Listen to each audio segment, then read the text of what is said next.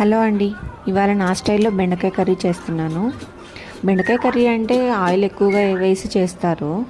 ఎందుకంటే అది గమ్ ఉంటుంది కాబట్టి ఫస్ట్ ఆయిల్లో బాగా వేయించిన తర్వాత బెండకాయ తీసి తర్వాత కర్రీ చేస్తారు.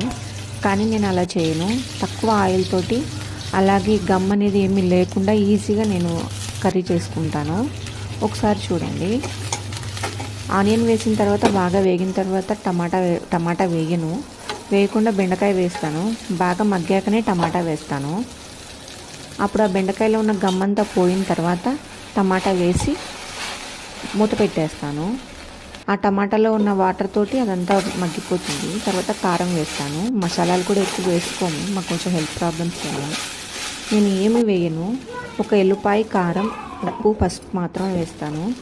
వీడియో నచ్చితే లైక్ చేయండి, కామెంట్ చేయండి, సబ్స్క్రైబ్ చేయండి. కర్రీ మాత్రం చాలా టేస్టీగా